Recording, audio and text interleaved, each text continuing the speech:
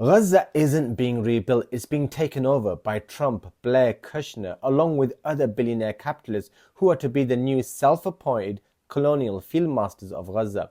A suited gang of criminals, genocide enablers, all who should be in their dock and in prison for crimes against humanity, genocide, warmongering, and violations of their own so-called international law. Yet, they're distributing Palestinian land spoils amongst themselves, just like their predecessors did after the fall of the Ottoman Caliphate.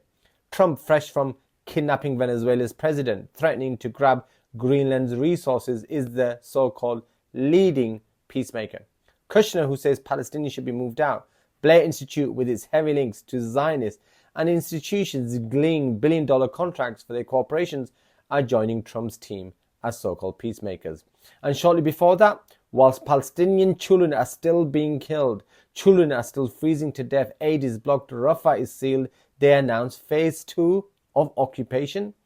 Allah subhanahu wa ta'ala tells us in the Quran, and when it is said to them, make not mischief on earth, they say, verily we are the peacemakers.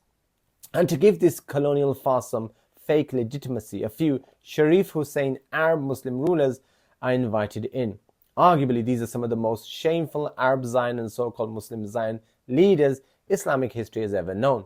All watched and aided the genocide in silence and now participate and watch silently as the blessed Palestinian land is torn amongst the colonial vultures. Such is their irrelevance. Despite a few objections to Blair being included in the colonial Gaza team, he's still there. Furthermore, these Arab Muslim Zion regimes will send their Muslim soldiers to Gaza to implement the colonial rule, but couldn't send the same forces, that's right, to prevent the genocide of Palestinian children, women and old. This is the so-called Gaza peace, reconstruction and governance, which is nothing but the old colonial policy of extracting resources from colonies, different style, but the same objective. We must recognize the true nature of these colonial plans, reject them in their entirety, and continue to call for a free, true Palestine. A true, free Palestine looks like the one liberated by Salahuddin Ayyubi, God bless him, which brought together all people of all faiths with justice under the rule of Islam.